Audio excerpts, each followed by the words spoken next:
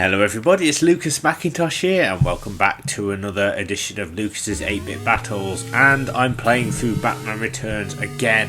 You're probably thinking, why are you playing through this game again? Well, the reason being, last time I didn't write down any of the passwords as I was playing, and so I had to go online and type in passwords when I wanted to go to like a specific level that I'd already beaten. So also, because I had to type in the 61, was it 62? I think it was the 62 password. Basically, I had a bit of an unfair advantage because I had 3 boxes of health. Now, don't get me wrong, even with that health, it was no cakewalk, and I kind of beat the Penguin. I completed the game, but I got the bad ending. So I decided I'm really loving this game, so I thought, you know what, I want to give it another shot, and I want to kind of do it and write down the passwords as I'm going. Hope you guys are alright anyway. Thank you so much for taking the time to check out one of my retro let's play videos. I really appreciate it. If you are indeed enjoying my content and would like to see more, why not hit that subscribe button, because what it means for you lovely people is you will be instantly subscribed to my channel and notified every time I upload a new video, and I've got new content coming each and every single week. Okay, so if you've not seen Batman Returns for the NES, or seen any of my videos or any others on YouTube, this is basically the intro. So if you let the game run, then it'll show off this little scene. How cool is this? It's like almost ripped direct from the movie. Konami have put so much effort into little cutscenes and things. They even mentioned the Joker briefly at the beginning, which I think is really, really cool. So yeah, another reason is because there's more hidden power-ups on this game than I think. A lot of reviewers have said that this game's really unfair, that there's not that many hearts, but they're all hidden, like sometimes in specific objects. I know for a fact that in Max Shrek's stage there's a heart hidden in one of the cat's eyes. There's little things like that. There's also rumoured to have test tubes like in the SNES version. So I guess my goal for this set of videos is to get through the game. Now, even if I get the bad ending, I just want to do it, you know, without having to put in a frigging password and stuff. That gives me 3 boxes of health, so I want to kind of do it fairly. And I mean, I suppose I could have done it fairly last time, but again, I didn't have the password, and the passwords I found online, most of them made you invincible. So, you know, I think a lot of it was because I wasn't, when I was finishing my videos, I'd just turn off the console so I wouldn't die and get the password, but that's all going to change now. So I'm going to get as far as I can, and then off camera I'm going to basically get the password, and then we'll return to it next time. Let's start up the game. Here we go. It is a peaceful winter night in Gotham City. I'll just let it run before I read it. The Ice Princess is about to light up the Christmas tree for the citizens. So yeah, this takes place at the beginning of the movie, and I mentioned this last time. I kind of thought it was the middle of the movie, because that's when I think I was more aware of the Ice Princess, but she is in the beginning. You know, I think before Max makes his speech. Suddenly a huge gift box appears, and the Red Triangle Circus Gang bursts out of the wrapping. Gotham Plaza changes from a festive party to a horrifying bedlam. How cool are these details? These detailed clowns. It's just a shame they're not as detailed actually in the game. Okay, the bat signal blazes into the sky, and Batman returns to Gotham City. Awesome. So yeah, basically I just want to do a lot better on this game as well, because I figured that also last time. There's the bat signal, how cool is that? Even though I sort of put the password in and it gave me 3 boxes, it allowed me to practice against the Penguin. So I at least know what to expect now.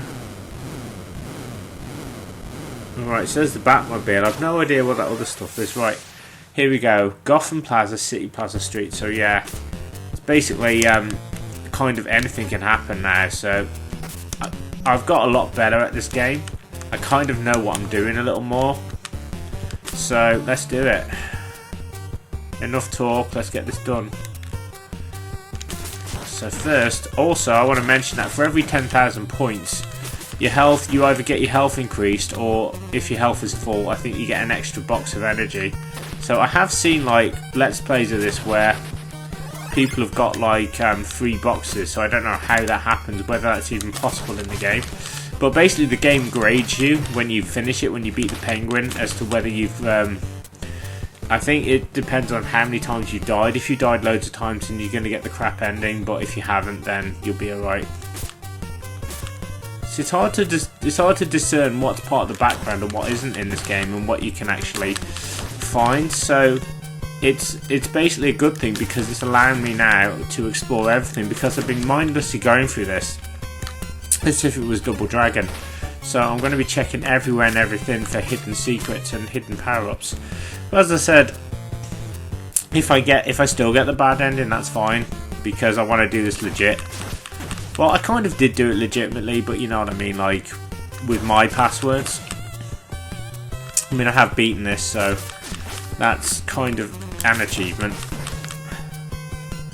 And I'm more kind of aware of what moves to use and when. Just give me a second.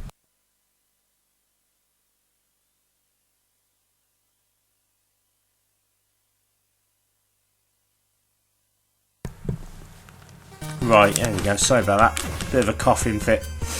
Right, I need to get rid of this enemy on stilts.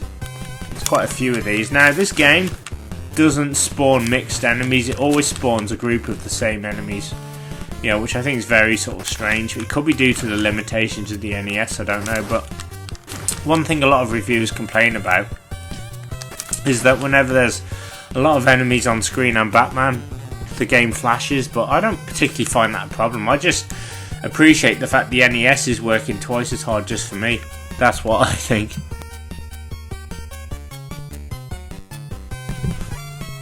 So basically, if you're interested, for all you wondering what I'm playing this on, I'm playing it on an actual Nintendo Entertainment System with a 150 Pocket Games cartridge. So this is the emulation cart. And I've got loads of great classics on here, loads of great NES 8-bit games that I will be playing in the upcoming weeks and months on this channel. So stay tuned for that.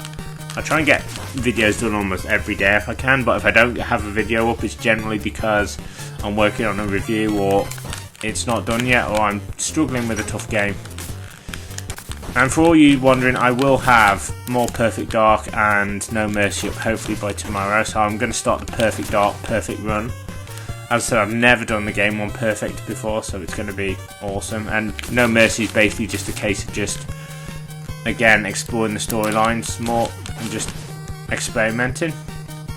One thing about this game is, I will say, is when you got the back grapple, it seems to be hard to punch enemies and stuff, because the game seems to focus on Batman having that item. So if you want to punch and kick, put it on no use, and you won't have, you shouldn't have any trouble. Right, my energy's filled now.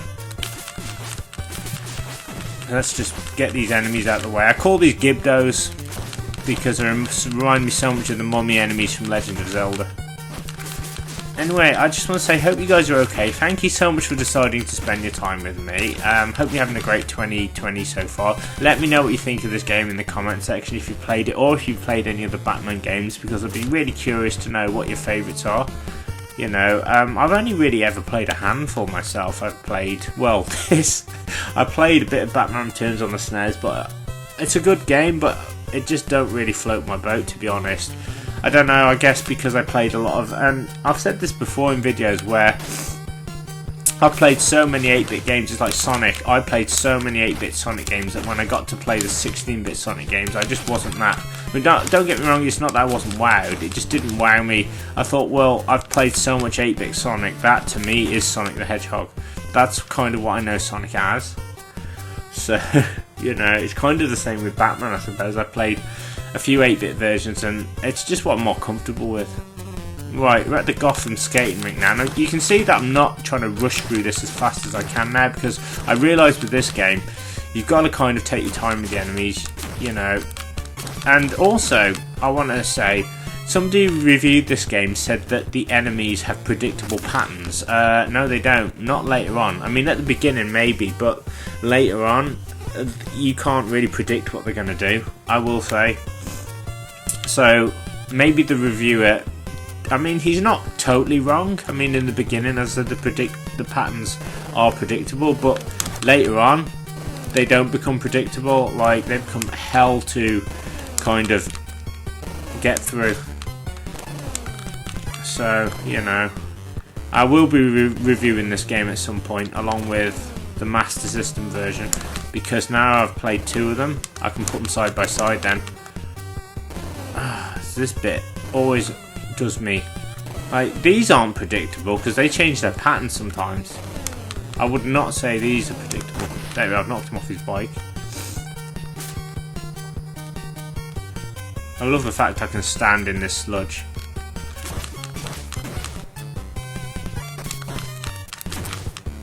Come on then. There you go, boom. So let's bash him out of the way. So yeah, I basically also, I think I've become addicted to this game. Like, it's the first game in a while I just want to keep playing. You know, this is the sort of game I could really play forever. It's perfect. I mean, it took me a while to get used to, and some of the bosses are a bit spammy, but you know what? This game is really good. It's highly underrated. Personally, if you've not played this, then I really recommend it. If you want not only challenge, but, you know, a sort of a decent version, a decent 8-bit game. Like, the Master System version is really good too, to be honest, but that was done by Aspect of Japan. That's a really good version of Batman. Originally, that was going to be a Shinobi game. So, you know, because the way that Batman can pick up power-ups and stuff and float to the ground, so imagine that, man, if that version never come out as a Batman game, it was a Shinobi game. No one would know it. There we go. Right, I think it's boss time now. So I'm going to get my Batarangs out. So Gotham Plaza, the battle in front of the plaza now, they throw you into a boss fight straight away, so you've got to move out of the way.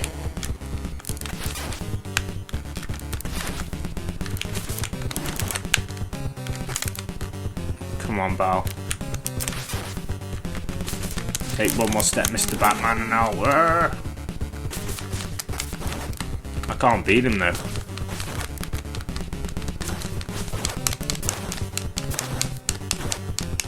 I can spam him though. There you go. Got him. And I've earned a box as well. Not too shabby. Shrek's department store. The battle on the street. Alright, so we're carrying on. Can I not hit the fire hydrant? Yes, I can. And it's refilled my bat icons. My Batarangs. So that's kind of what you want to do in this game. You want to sort of check everywhere, because there's secrets all over the place. So here we go. I think Catwoman's the boss on this stage. So I say Konami, they've done, I've said this before, they did such a sterling job of absolutely amazing. This definitely feels like it could come out of the movie. And strangely enough, I was watching the movie today. It's barely 2020, you know, and they're showing Batman Returns, which I think Batman Returns for me is like a Christmas movie, obviously because it takes place at Christmas. You know, a bit like Die Hard, I suppose.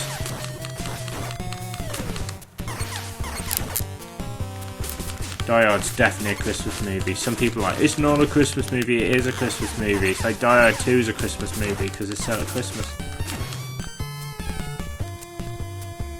Right, okay. Right, the Stilt Man. And some people also say that, oh, this game, like, you only get one life, but you get like infinite continues.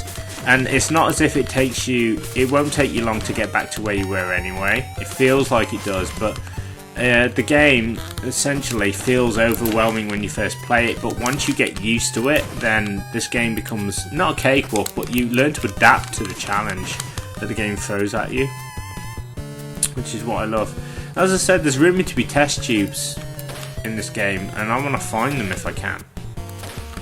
But I said, if nothing else, if I can just complete this game, like, without using that password, that would be cool. Oh shit, the devil.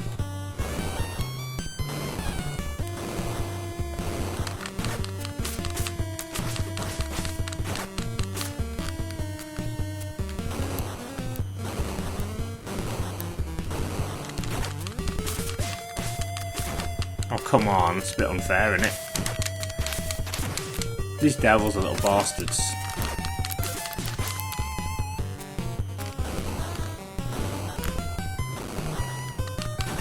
I can't get the devils. I just suck at this bit. Ah, fire hydrant. Wow, look at that statue. Those statues, they look cool. Right, you get these fat clowns now. Shit, man.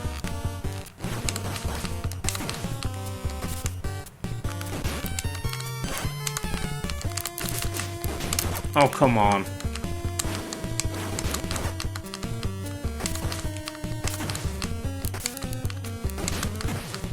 Come on.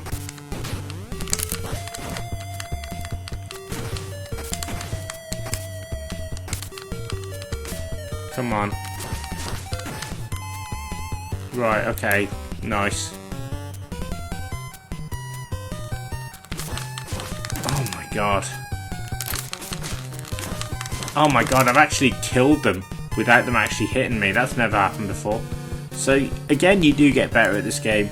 You learn the patterns. It's really cool. This is a really cool game. What would be even cooler would be if I could just get like multiple boxes, or at least get my energy up a little bit more. That would be nice. Then again, I'm thinking now that the only way to get those boxes is probably to cheat, but I'm going to do some research and see if you can get them without cheating. But even if I can't get them, as I said, I just want another shot at this game. I just want to play it again. It's the first time that's really ever happened to me in a while. Oh, fuck this guy. I've had enough. Sorry, but I'm not putting up with this again. He's going off screen. There you go. I know I shouldn't have done that, but they waste so much health. It's unbelievable. What did I pick up there? I think I got more health. I've got no more batarangs, unfortunately, but well, I'm just gonna have to deal with it. I'm gonna have to spam Catwoman then with the cloaking attack, the special move. Ripped right out of Teenage Mutant Ninja Turtles, which is really cool because like Batman can do a move that hurts himself, but it will do devastating damage to whoever he's fighting. So it's perfect. It's one of the best moves on the game. So this game isn't unduly unfair. Most people would say it is, and I can see why they would think that. But I think you got to play the game. I know this sounds really obvious. It's kind of like, let me pause it for a minute. You get a really hard game, right, and you can't beat it, and you say, "Oh, this is the hardest game." But when you actually beat it, you think, "Oh, it's not so bad." I guess you could say the same about this game, but you have to play it in full to really appreciate it. The fact that yes, it's hard, but challenges can be overcome, I guess is what I'm trying to say. Oh, Catwoman. Look how great she looks on this game. She looks gorgeous. Michelle Pfeiffer, white gold. I will destroy this building. And she never said that in the movie. Konami they just changed the script, which is nice. Right, here we go now. I swear to God, I know there's a secret in one of those eyes. I broke the eye, but I don't think anything happened. Nothing dropped out. That's weird.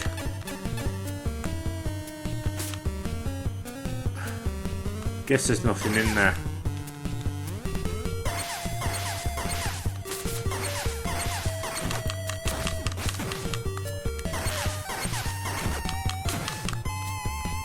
Maybe I've got to earn it. Maybe that's it.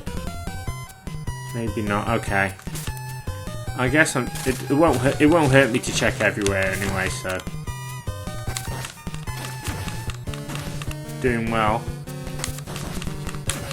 Get rid of these freaking purple booty mummy gibdo things.